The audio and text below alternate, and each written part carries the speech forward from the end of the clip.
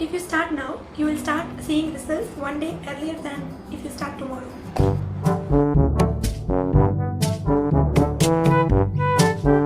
Today we will be reviewing the book titled All That Remains by Patricia Cornwell. We'll be reviewing this book. I don't know if it is laterally inverted for you, but then let's just call it a review, but it is more like what I feel about the book. I'm not giving any spoilers whatsoever, and I'm not even talking about the characters in detail. It's just a very simple thought I have about the series, Scarpetta series by Patricia Cornwell. Patricia Cornwell is one of my most favorite authors, and her novel is mostly crime. I especially love the writing style of Patricia Cornwell for her in-depth delineation of brutality, violence, and gory obsessive detailing that she shows throughout her pages in her novel. And the raw brutality and violence in her novel is right there in front of you, that once you start getting into the story, you will probably start seeing blood stains all over the pages. I'm just kidding, okay? So yeah. Patricia Cornwell has written multiple series.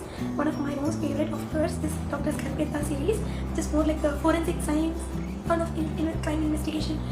This particular series is my favorite because it has a lot of forensic science details going on throughout the novel. These novels under Scarpetta series revolves around the main protagonist, Dr. K. Scarpetta. Is a chief medical examiner at the Commonwealth, Virginia, and then she resigns that to become a private forensic consultant at Florida. Is all that remains. This particular book that we are going to talk about is the third book in the series of Scarpetta by Patricia Cornwell. The first one is The Postmortem, that's like my favorite as well. This is the third book. Don't even ask me why I did not choose to do the first two, rather I jumped to the third one. I just don't know. In fact, my most favorite in Patricia Cornwell's Scarpetta series is The Postmortem, but then I still chose to talk about All That Remains. This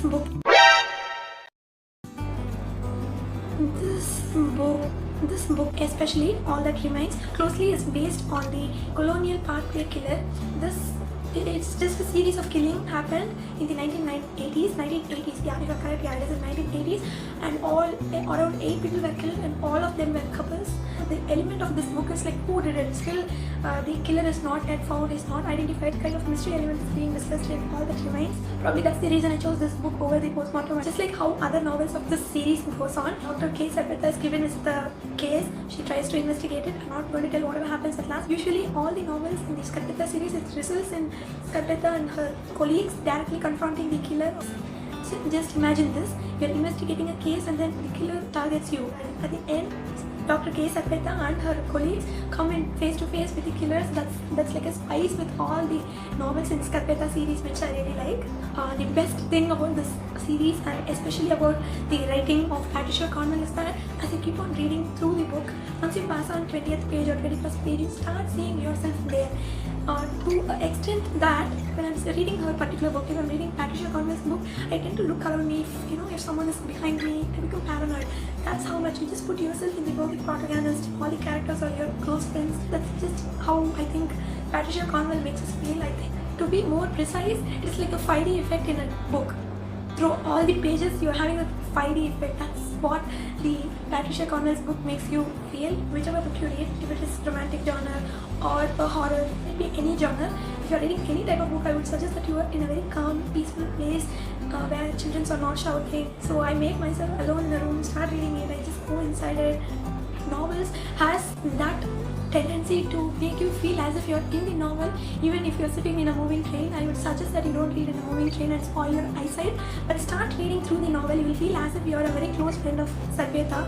At one point, especially when the book deals with the relationship, the complicated relationship Scarpetta has with Mark and her friendship with Abby, you will start feeling as if your best friend is telling her own relationship stories. It gives a new dimension to the novel. So oh my god, am I revealing too much? I actually promised myself not to reveal about any characters, any spoilers. I just wanted to give the effect the book had on me to you. I recommend this book to anyone who doesn't have a weak stomach, who is really interested in crime novels, even who do not read a lot of books but who watches documentary series, psychopath, serial killer documentaries, thriller movies. You will still love this book. If you read beyond the 20th page, you would not put the book down without reading it completely. So yeah, give this book a read. Let me know what you feel about this series in the comment section below. Also give your own recommendations, what books you have been reading through this quarantine. in my comments. Please don't forget to subscribe the channel.